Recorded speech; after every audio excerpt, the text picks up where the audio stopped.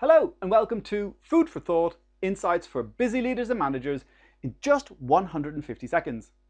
Today I'd like to talk to you about a particular experiment done by Dr. Carol Dweck when she was Professor of Psychology at Stanford University. And it was all about the mixed power of praise. She did an experiment with 400 children where she split them into two groups and gave them a series of 3 tests and just noticed what happened depending on the type of praise that they were given. So there was a first medium level test, split them into 2 groups, and one group was told, "Oh, you did really well, you must be really smart." And the other group, she said, "Oh, you did really well, you must have put in a lot of effort and worked really hard." So they had 2 groups, smart versus effort. They were then given a choice to do a second test and either choose a harder test or an easier test.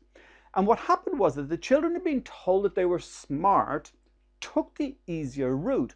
And she believes that that was to do with that if they were smart, that wasn't something that they had any control of. Or they were either smart or not smart. So hey, better not risk anything and take the easier test. Where the children who were told that they had been putting in a lot of effort said, well, you know, put in effort, it's a harder test, or just put in more effort.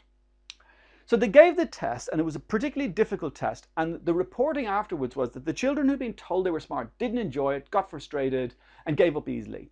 And the ones who had put in more effort, even though it was difficult, put in that effort and actually enjoyed the process because they just thought like, well, this is just putting in more effort. And then they did another 3rd test in the experiment, which was about the same level as the first one. And then some interesting results showed up. The children who'd had a setback and who were told that they were smart then had a bit of a crisis because they didn't feel smart anymore. And that actually had them on average do 20% less well than in the first test. Where the children who'd been told that they'd been putting in a lot of effort in that earlier test actually did 30% better than in their original test. That's a 50% difference depending on the mindset that was developed in those children. So I want you to think about this in your own life. Where do you have a fixed mindset where things are deterministic? You either have it or you don't. Or where do you think, hey, this is about putting in effort and developing and growing and trying and learning how to do stuff? Because she then coined this phrase that the people who are fixed in their mindset about I'm either smart or not is a fixed mindset, and people who put in effort and are always willing to learn have a growth mindset. And that's where that term comes from.